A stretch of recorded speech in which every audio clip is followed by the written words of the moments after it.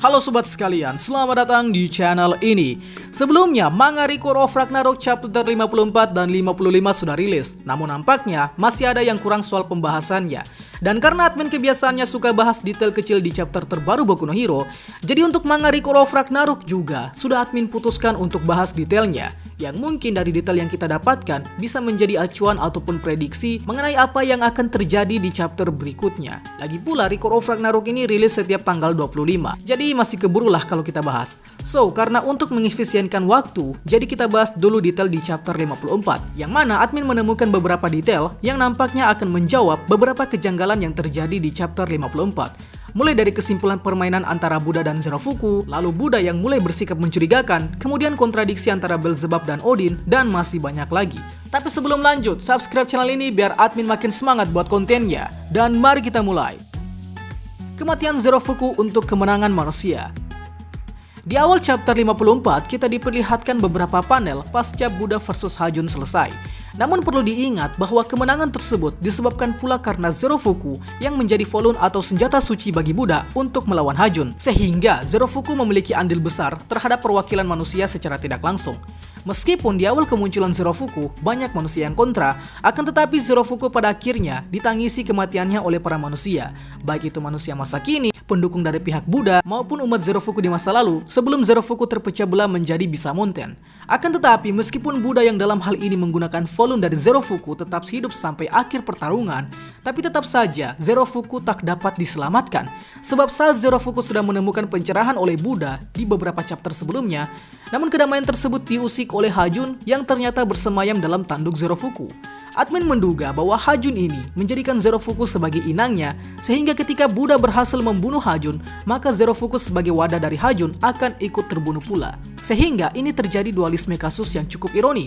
Di sisi lain Zerofuku mengorbankan dirinya, namun di sisi lain Buddha membunuh Hajun yang memakai Zerofuku. Ya, mau tak mau dan suka tidak suka, jika memang Zerofuku memiliki niat untuk mendukung pihak manusia dalam Ragnarok, maka dia perlu mengorbankan dirinya. Karena kalau Buddha yang berkorban, maka pihak manusia akan kalah. Sebab dalam pertarungan Ragnarok, kekalahan dan kemenangan ditentukan dari salah satu petarung yang duluan mati begitu. Jadi ini bakal menjadi jawaban mengapa saat Zerofuku sudah mendapatkan pencerahan, dia tidak langsung dibunuh. Sebab ya tentu akan mengurangi drama adu pukul di pertarungan Ragnarok tentunya. Tapi tak dapat dipungkiri, ini semua berkat ikut campur tangan si Beelzebub juga. Seandainya dia tak memberikan parasit Hajun ke Zerofuku di masa lalu, maka pertarungan yang epik antara Buddha versus Hajun tak akan terjadi di masa depan. Sikap aneh sang Buddha. Setelah pertarungan selesai, Buddha yang didatangi oleh Brunhild kemudian langsung tumbang akibat luka yang Buddha alami. Namun yang aneh di sini adalah beberapa sikap Buddha yang mulai menunjukkan sifat-sifat duniawi sang Buddha. Yang hal ini membuat Gear dan Brunhild cukup heran. Nah, beberapa pertanda bahwa Buddha sudah mulai terlena dengan kehidupan duniawi adalah ditandai dengan rasa sakit yang dia terima, kemudian gigi berlubang akibat konsumsi permen, dan ketertarikannya terhadap Brunhild yang membuat Brunhild sempat syok. So, ada apa sebenarnya ini? Besar kemungkinan bahwa setelah pertarungan selesai, Buddha sempat meninggalkan sifat keilahian pada dirinya guna untuk mendukung pihak manusia dalam pertarungan melawan Hajun. Maka dari itu bisa jadi dia kini pure memiliki sifat manusia atau tetap memiliki sifat keilahian, namun dengan sudut pandang yang berbeda terhadap hasrat duniawi. Hal ini tentunya menjadi kejanggalan besar terhadap masa depan Record of Ragnarok, sebab bisa saja sikap Buddha yang seperti demikian bakal mengantarkan ke peran yang lebih intens di alur cerita Record of Ragnarok nantinya. Sebab tidak menutup kemungkinan bila Buddha akan terlibat lagi di beberapa pertarungan ataupun konflik lain dari perseteruan antara dewa versus manusia. Karena di beberapa chapter sebelumnya juga, Buddha ini sempat berkonflik dengan Loki dari pihak dewa Nordik. So, jadi gimana menurut kalian? Akan tetapi, tidak menutup kemungkinan juga bahwa sepertinya perkataan Buddha yang memiliki ketertarikan terhadap Brunhild ini bisa jadi mengisyaratkan ke kita bahwa Buddha tahu dengan tujuan asli Brunhild dalam event Ragnarok ini. Yang sampai saat ini, Brunhild belum mengungkapkan tujuan dan ambisi aslinya itu apa sebenarnya. Sehingga pada saat Buddha mengatakan hal tersebut, Brunhild lumayan syok mendengar ucapan Buddha yang menduga bahwa Buddha sebenarnya tahu tujuan asli dari Brunhild. Konflik Beelzebub dan Odin. Di Di chapter ini juga sedikit menjelaskan ke kita perihal konflik antara Beelzebub dan Odin, yang mana konflik tersebut dimulai dari Beelzebub yang menjadi dalang lahirnya Hajun di tengah-tengah pertarungan Buddha versus Zerofuku. Namun sayang sekali Hajun mengalami kekalahan, sehingga Beelzebub di chapter ini diperlihatkan sedang membakar lembar demi lembar laporan berisi data tentang Hajun. Namun sepertinya tindakan Beelzebub yang ikut campur ini tidak disukai oleh Odin begitu. Lalu di sini timbul pertanyaan apa penyebabnya. So, admin memikirkan beberapa indikasi penyebab, yaitu yang pertama adalah karena event Ragnarok ini berasal dari mitologi akhir dunia dalam keyakinan paganisme Nordik, sehingga Odin selaku dewa tertinggi dalam mitologi Nordik ini menjadi geram ketika event yang berkaitan dengan mitologinya, yaitu Ragnarok, bisa-bisanya diusik sama Beelzebub yang berasal dari panteon Abrahamik. Sehingga dari sini bisa disimpulkan bahwa Odin benar-benar fair dan menginginkan sportivitas untuk event Ragnarok yang sedang berlangsung saat ini. Kemudian yang kedua adalah nampaknya ada konflik internal yang dulu pernah terjadi antara Odin dan Beelzebub. Sebab di chapter 55 telah diketahui bahwa Odin ini mampu pergi ke dunia bawah, sedangkan Hajun berasal dari dunia bawah, dan ajaibnya berhasil dibangkitkan kembali oleh Beelzebub.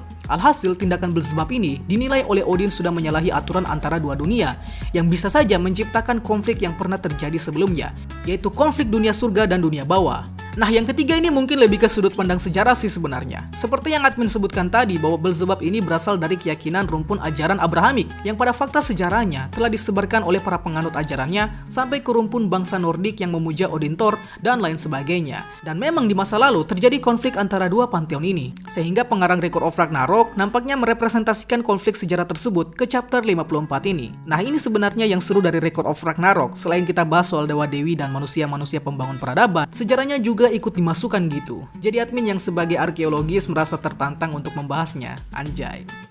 Ares tetaplah menjadi badut. Posisi dewa pada awalnya memiliki slot kosong disebabkan oleh Buddha yang beralih ke manusia, sehingga pihak dewa perlu memikirkan dengan matang lagi siapa yang perlu diturunkan untuk menghadapi manusia yang kian ronde makin kuat. Well, jadi sempat ada wacana kalau Ares akan turun tangan untuk menggantikan slot kosong tersebut. Namun pada akhirnya digantikan oleh Hades dengan alasan dia ingin membalaskan dendam kematian Poseidon.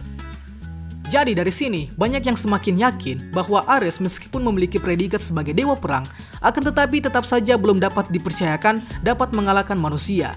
Hal ini tentu saja dinilai berdasarkan Ares yang terus menyaksikan kematian para dewa sepanjang ronde berlangsung. Sehingga kita para pembaca juga cukup kurang yakin begitu kalau Ares ini punya kemampuan untuk melawan manusia. Hal ini semakin diperburuk dengan yang terjadi di chapter 55 ke depannya, yang mana Ares ini ya dengan mudah dibanting oleh Qin Shi Huang yang notabene adalah seorang manusia.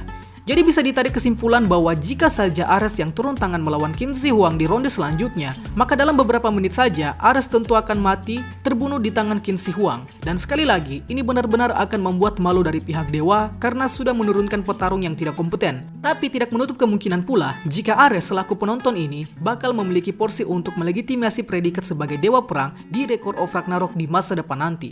Tapi ya kita tunggu saja. Konten detail akan dilanjutkan untuk chapter 55, dan jika kalian ada pendapat lain, silahkan tuangkan di kolom komentar. Itulah pembahasan kita pada kali ini, sanggap apabila ada yang kurang, request juga di kolom komentar untuk pembahasan selanjutnya, dan akhir kata see you next time.